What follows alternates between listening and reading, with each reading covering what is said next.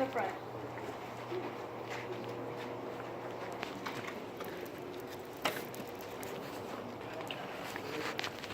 Are we all in? Go ahead and close the door when everyone's in.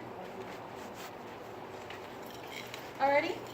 I think we're ready for our first haunting. Well, welcome to all you visitors. Are you all from the judge's hometown of Chesterville? Oh, you know it as Hampton, Virginia. You are? Wonderful, wonderful. Well, my master, George Whip, is ill at the moment, so I'm afraid I'm going to have to decline your invitation to see him today. Ever since the war with our king ended, he has been getting all sorts of visitors. Oh my, where are my manners? My name is Lydia Broadnax, and I have been serving Mr. and Mrs. Whip some 30 years now. He has been getting all these visitors that have been coming from the school, his former students, like Mr. Jefferson, Mr. Monroe, and Mr. Patrick Henry. I'm sure if you stick around long enough, one of those fancy fellows will come knocking at the door. My, speak of the devil, I wonder who that could be. Mr. Sweeney, I thought I told you that you were no longer welcome in this house. Out of my way, Lydia. I must speak to my uncle directly.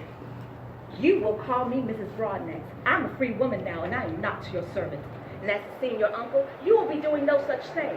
Mr. Whip is resting, and he does not need to be burdened with your debts at his age. So why don't you do us all a favor and crawl back into that gutter you came from? Debts? Pshaw! I'm only a few £100 behind. I could settle that matter by the end of the week. Now, Lydia, if my uncle will only sign this, I will be out of your life forever. What's that? A bill? No, Lydia. A will. It seems my uncle has had a change of heart. He has decided to leave all of his fortune to me. A will? Where on earth did you get this from?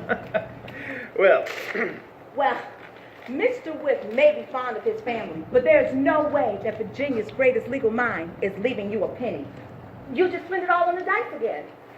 So why don't you just get out of here? I haven't even finished serving breakfast yet. oh, breakfast. What a lovely coincidence. Don't bother with the breakfast, Lydia. I will take this upstairs. That's a lovely set of china. You will be doing no such thing. I will be handling the breakfasts around here. I'm going upstairs now, and if you are still here when I return, I'm contacting your debtors and making sure they put you in a creditor's prison. You're too kind, Lydia.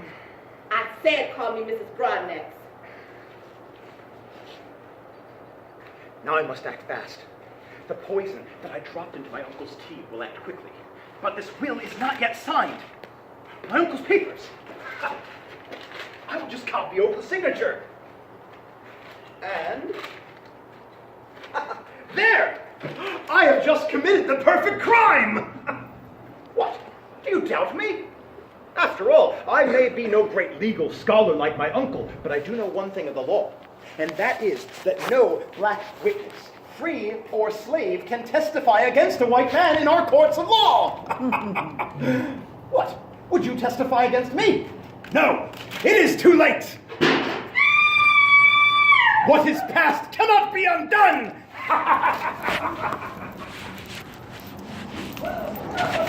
It's fairly certain that George